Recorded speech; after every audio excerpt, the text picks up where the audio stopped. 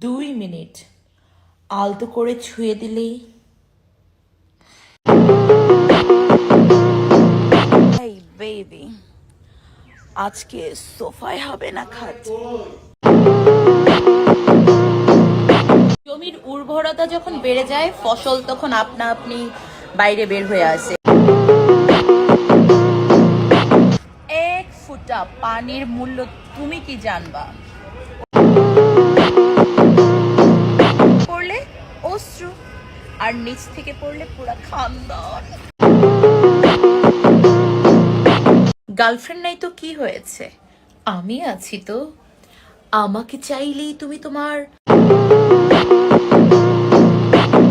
তোর কি ফাটছে? ছি ছি ছি, তুই এই ধরনের কথা বলছিস? ছি। আরে